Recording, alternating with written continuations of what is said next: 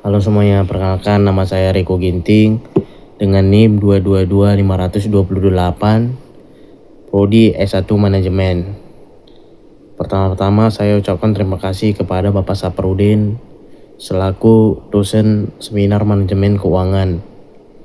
Kali ini saya akan mempresentasikan mengenai valuasi perusahaan, merger dan acquisition. Pada presentasi kali ini saya akan membahas tentang perusahaan serta merger dan akuisisi. Topik ini sangat penting dalam dunia bisnis modern karena berkaitan langsung dengan pengambilan keputusan investasi dan strategi pengembangan perusahaan. Valuasi perusahaan merupakan proses untuk menentukan nilai sesuatu perusahaan secara objektif.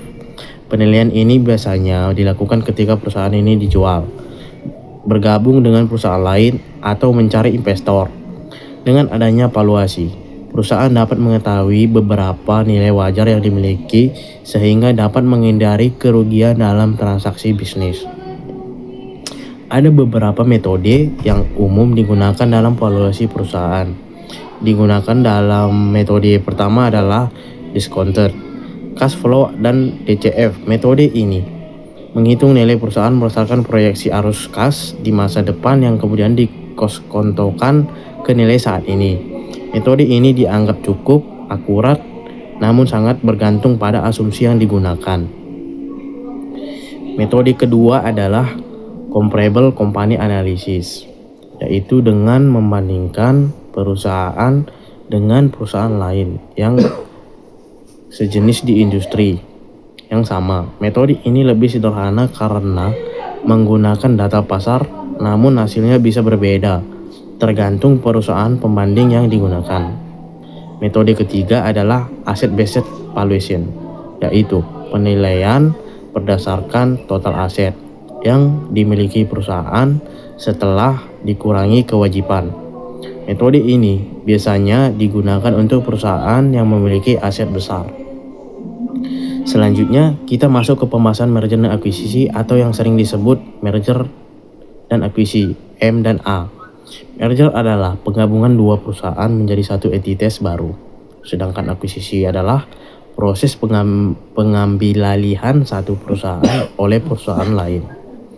Tujuan utama dari merger dan akuisisi adalah untuk meningkatkan pertumbuhan perusahaan secara lebih cepat dibandingkan pertumbuhan internal. Selain itu, merger dan akuisisi juga bertujuan untuk memperluas pangsa pasar, meningkatkan efisiensi operasional, serta memperkuat posisi perusahaan dalam persaingan bisnis.